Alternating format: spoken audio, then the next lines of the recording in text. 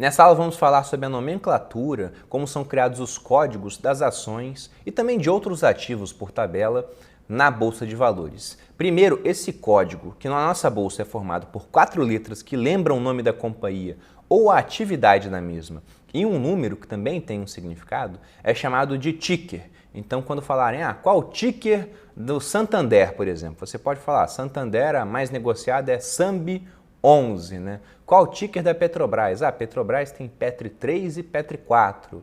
De Itaúsa, Itaúsa tem a 3 e a 4. Então, isso seria o ticker da ação. E serve apenas para facilitar na hora de você encontrar a ação e também saber que tipo de ação você está negociando, uma vez que esses números apresentam certas diferenças entre um e outro. Por exemplo, o número 3 caracteriza a ação ordinária, que é uma ação que te dá direito a voto em assembleia. O número 4, o 5 e o 6 são de ações preferenciais, sendo que quanto mais baixo o número, geralmente maior a preferência na hora de receber dividendos. E o número 11 é utilizado para units, que são pacotes de ações, que nós veremos um significado melhor mais à frente, e também é utilizado para ETFs, que são fundos de investimento com cotas negociadas em bolsa de valores, e também para fundos imobiliários. Eles costumam utilizar o número 11 no seu final. Dando um pouco mais de informação sobre essa questão das diferentes ações.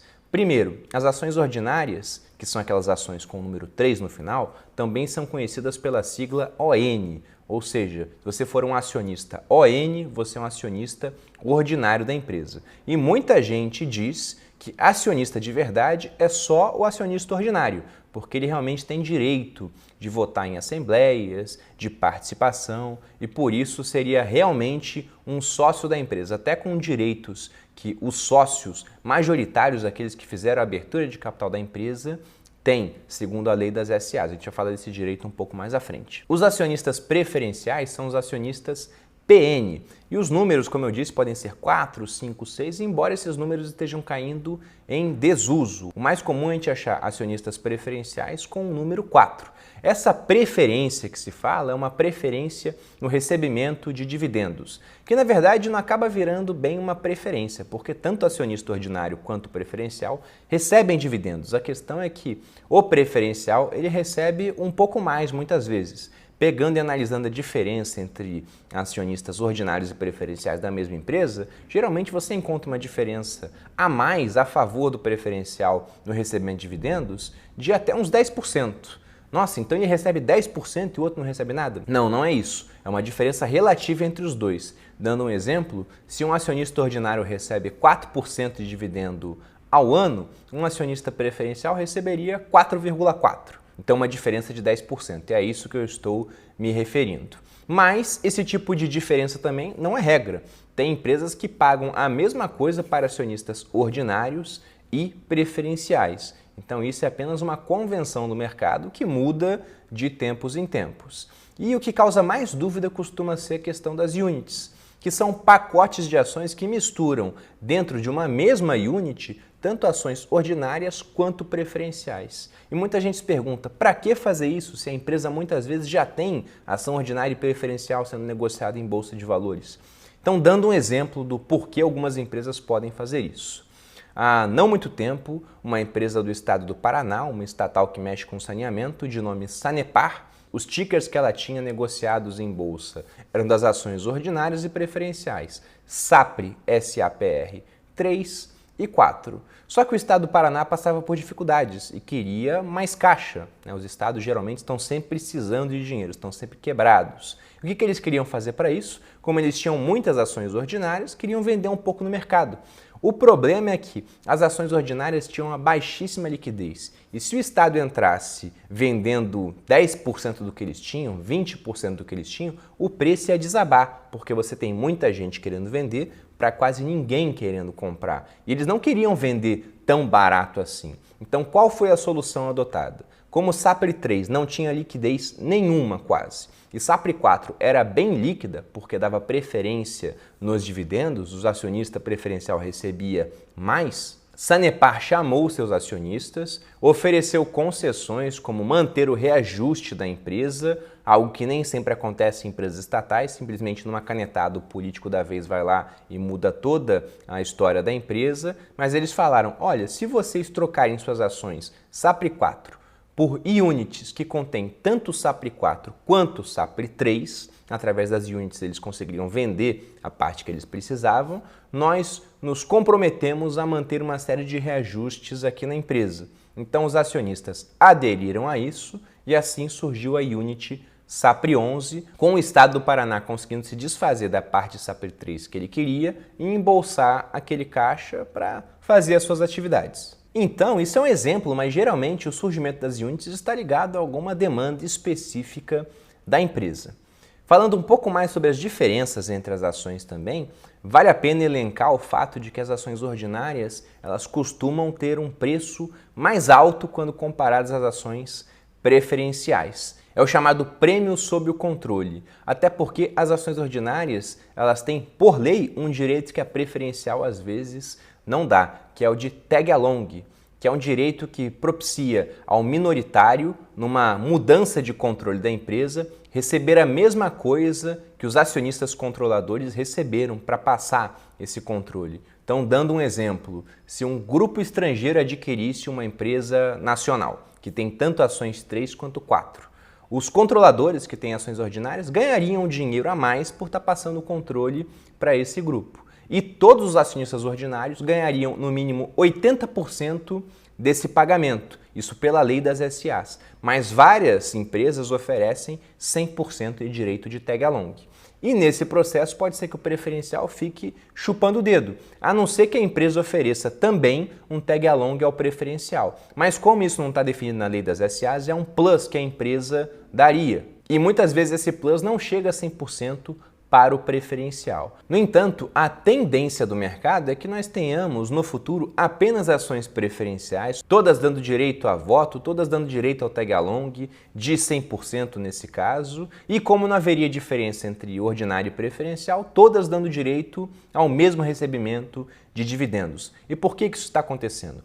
Porque a Bolsa de Valores tem uma classificação quanto à governança corporativa das empresas, ou seja, a preocupação que elas têm com transparência, com alinhamento de interesses entre quem dirige a empresa e quem é acionista minoritário, porque muitas vezes essas pessoas que dirigem poderiam só querer retirar grandes salários e não estar nem aí para a gestão da empresa. Então esse alinhamento é importante. E aquelas empresas classificadas em níveis mais altos de governança corporativa costumam valer mais. Dentro da bolsa, há vários níveis diferentes. Aqui estão aparecendo 3, o nível 1, o nível 2 e o nível mais alto, que é o novo mercado. A adesão a esses níveis de governança corporativa é voluntária por parte das empresas, mas elas ganham com isso também, porque empresas com governança corporativa em níveis mais altos tendem a valer mais do que seus comparáveis em bolsa com um menor nível de governança corporativa. Por uma questão muito simples, transparência e confiança. Dinheiro nada mais é do que confiança e ele flui para onde as pessoas confiam. E você sabe disso instintivamente. Quantas vezes você não deixou de comprar no site A para comprar no site B, sendo que A era mais barato, só que você confiava mais no B? Talvez até para fazer esse curso você tenha visto isso. Hoje nós temos diversos cursos de finanças sendo oferecidos. Às vezes o meu não era o mais barato, não era o mais fácil de se inscrever, mas como você confiava mais em mim do que nessas outras pessoas, você optou por gastar mais, por acordar mais cedo e participar da inscrição para tentar uma vaga no Viver de Renda, achando é mais caro, mas vale mais a pena. Então, exatamente a mesma coisa acontece na Bolsa de Valores. E é muito interessante para uma empresa ter ações negociadas a preços mais altos, porque na hora que ela quiser captar mais dinheiro, por exemplo, para fazer alguma coisa, ao invés de pegar dívida, vendo que as ações dela são apreciadas, ela simplesmente vai lá e lança mais ações na Bolsa de Valores. O nome disso seria uma subscrição, também chamado de follow-on, a gente vai ver isso mais ao longo aqui do curso, porque dessa maneira ela capta dinheiro apenas lançando mais ações, aumentando o tamanho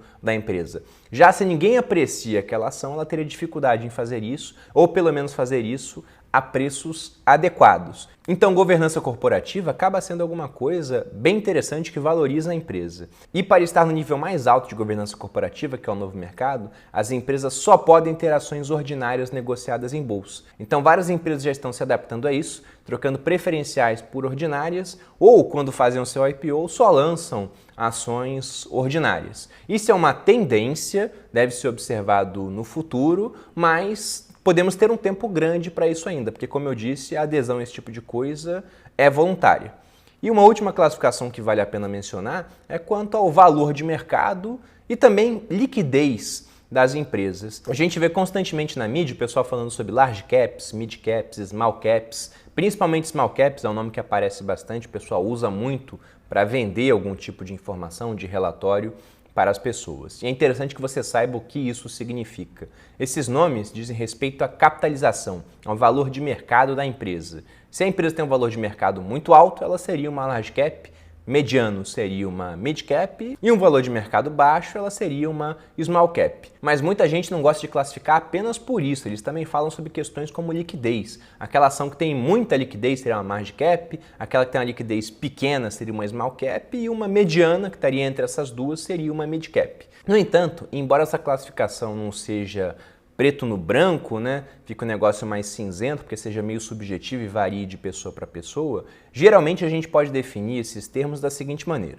Large cap são ações de grandes empresas que também são ações muito líquidas, muito negociadas em bolsa. E dentro das large caps, inclusive, uma classificação à parte, que são as empresas blue chips. Isso diz respeito às fichas de cor azul utilizadas nos jogos de pôquer, que são aquelas fichas que valem mais. Isso vem lá dos Estados Unidos, do começo do século XX, quando os operadores começaram a chamar as ações que tinham maior valor de mercado de blue chips em referência a essas fichas do pôquer. O negócio pegou e até hoje a gente se refere a grandes empresas, como por exemplo Petrobras, Itaú, Bradesco, através desse nome blue chip.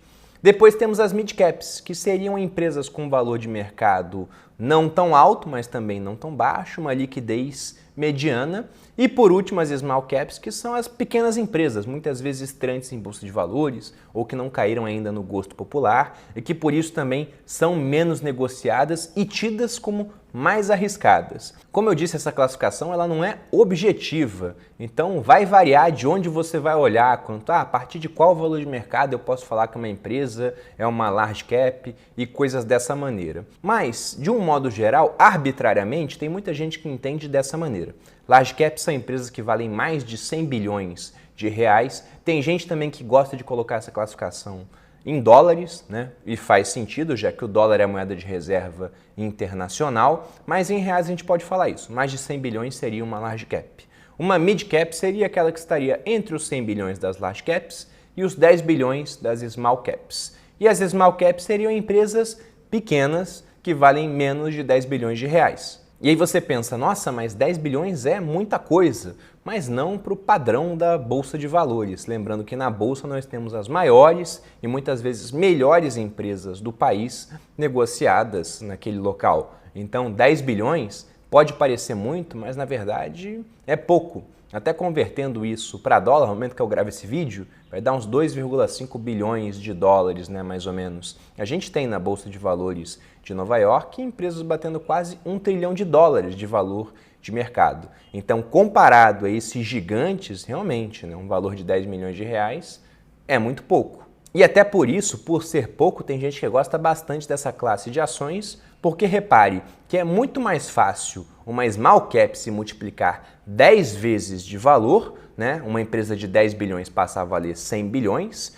do que uma large cap que já vale mais de 100 bilhões, às vezes mais de 200, 300 bilhões, crescer 10 vezes e chegar a valer alguns trilhões. Então as small caps são tidas como mais arriscadas por conta disso, porque elas têm um potencial de subida muito grande, mas como são empresas menores, elas resistem menos a certos ciclos que acontecem na economia e com isso também podem desaparecer do mercado de forma mais rápida. E como tem menos liquidez, pode ser mais difícil para o acionista se livrar das ações nesses momentos inoportunos. Sobre nomenclatura é isso, espero que esses termos tenham ficado um pouco mais claros na sua cabeça.